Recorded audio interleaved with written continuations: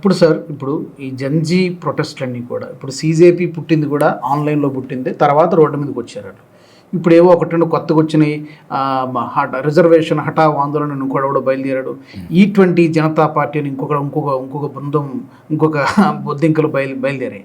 So ఇదంతా కూడా ఈ ఆన్లైన్ మూమెంట్స్ అన్ని చూస్తుంటే ఈ మూమెంట్స్ని వీడు ఇండైరెక్ట్లీ ఆర్ డైరెక్ట్లీ ఈ ఫేస్బుక్ ఆర్ మెటా ఎండోర్స్ చేస్తుందా, ఎంకరేజ్ చేస్తుందా కాదా?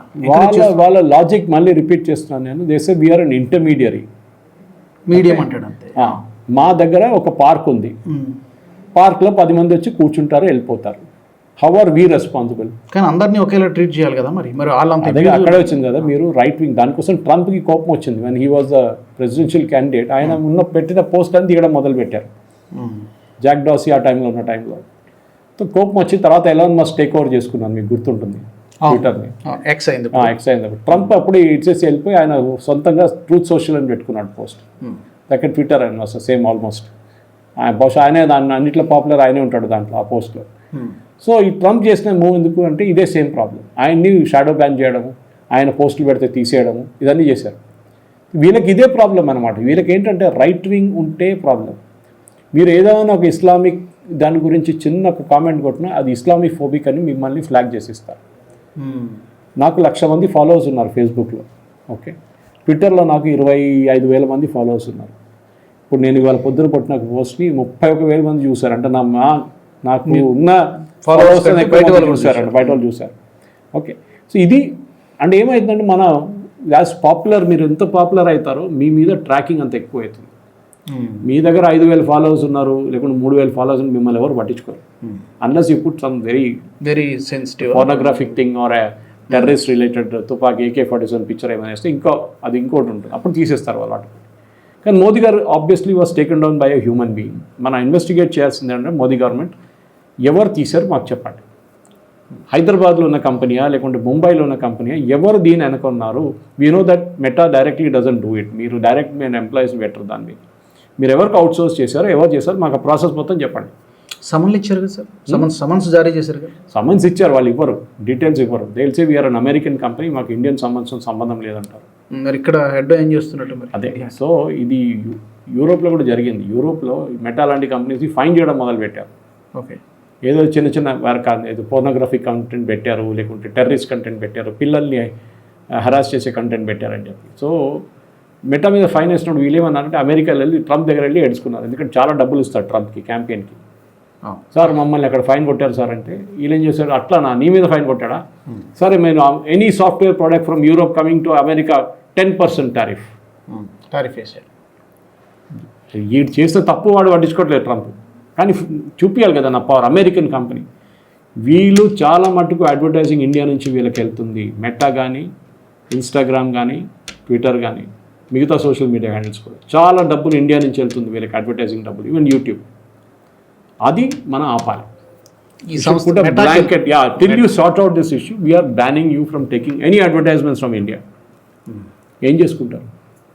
అలాంటి యాక్షన్ తీసుకుంటారు. అది ప్రాబ్లం ఏంటంటే మోదీ గవర్నమెంట్ కూడా మళ్ళీ ఎందుకు ట్రంప్తో గొడవ అని చెప్పి చేయరు వీళ్ళు. తీసుకుంటే మళ్ళీ అక్కడి నుంచి ట్రంప్ నుంచి మళ్ళీ ప్రెజర్ వస్తుంది. ఓకే, ట్రంప్కి ఏంటంటే ఏం లేదు, అమెరికన్ కంపెనీ కాదని ఆయన పిచ్చు ఇంకో ఇది లెవెల్ ప్రేమ కాదు. ఇప్పుడు జరుగుతున్న ఈ పర్టికులర్ ఇది సరే మీరు ఇష్యూ చేస్తారు, వాడు కోర్టుకి వెళ్ళి స్టే ఆర్డర్ తీసుకుంటాడు, ఏమైనా చేయొచ్చు. కానీ if you want to harass them, you can harass them. Government harass చేయాలంటే చాలా మటుకు రూట్స్ ఉన్నాయి వాళ్ళకి. బ్లాక్ చేయడం మొదలు పెట్టచ్చు. ఓకే, చాలా మటుకు చేస్తుంటాం. మీ చూడండి, this account is not withheld in India for due to legal demand అని మోదీ గారు కూడా అదే చెప్పారు. లీగల్ డిమాండ్ అంట. ఏంటి లీగల్ డిమాండ్? అర్థం కాదు. This is same thing. నాకు ఇప్పుడు దాకా నన్ను ఫేస్బుక్లో 2 సార్లు సస్పెండ్ చేశారు. I'm a blue tick with 1 lakh followers. 2 సార్లు నన్ను సస్పెండ్ చేశారు. ఎందుకు? నేను ఒక పోస్ట్ పెట్టాను, మాస్ రిపోర్ట్ చేశారు. నేను నా అడ్వకేట్ నుంచి ఒక లీగల్ నోటీస్ పంపించాను. వితిన్ 24 hours అకౌంట్ రిస్టోర్ అయిపోయింది. వీళ్ళకి భయం ఉండాలి. మన దేశంలో వీళ్ళకి భయం లేదు. వీళ్ళేమంటున్నాను, అమెరికన్ కంపెనీ, నేను ఐఎమ్ దట్. కొంతమంది అక్కడ ఉండడానికి దండం పెడతారు వాళ్ళకి కావాలంటే. ఫేస్బుక్లో నేను ఉన్నాను సార్, నన్ను ప్లీజ్ తీయకండి సార్ అని చెప్పేసి. మనకు ఆ భయం లేదు. మనం వాట్సాప్లో కూడా కమ్యూనికేట్ చేసుకుంటాను నేను కావాలంటే. సో ఇప్పుడు జరిగిన దాంట్లో చాలా మటుకు ఈ హేట్ వీడియోస్ పెట్టారు చూడండి, అది డెఫినెట్లీ వీళ్ళ దగ్గర అలోగ్రితం ఉంది చెక్ చేయడానికి. వీళ్ళు ఎందుకు తీయట్లేదు? వాళ్ళకంటే ఆ ఈకో సిస్టమ్ ఉంది చూడండి. ఎవరు ఈ సో కాల్డ్ అవుట్సోర్స్ కంపెనీస్, అక్కడ ప్రాబ్లం ఉంది. అక్కడున్న జిహాదీలు, అక్కడున్న కమ్యూనిస్టులు, అక్కడున్న యాంటీ మోదీ వాళ్ళు చేస్తున్న పని ఇది. వాళ్ళు ఏంటంటే దీన్ని బ్లాక్ చేయరు. ఇంకా నడవని అంటారు.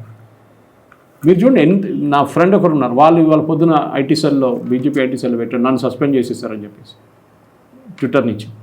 ఏం లేదు, ఆయన పాపం నార్మల్ ట్వీట్ చేశాడు, ఇమ్మీడియట్లీ మాస్ రిపోర్ట్ చేస్తుంటారు. ఇది మనం అర్థం చేయాలి. ఎవరు మాస్ రిపోర్ట్ చేస్తున్నారు, వాళ్ళ పేర్లంతా మాకు ఇవ్వండి అని గవర్నమెంట్ చెప్పాలి. ఈవెన్ 10,000 మంది ఉంటే మాకు పేరు ఇవ్వండి, give us the location, give us their identity, then we will go after them.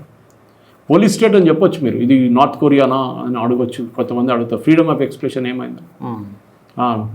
Your freedom of expression ends where my nose begins, అంతదాకే మీకు ఉంది. ఈవెన్ కాన్స్టిట్యూషన్లో రాసింది అబ్సల్యూట్ ఫ్రీడమ్ కాదు, article 14. It comes with restrictions.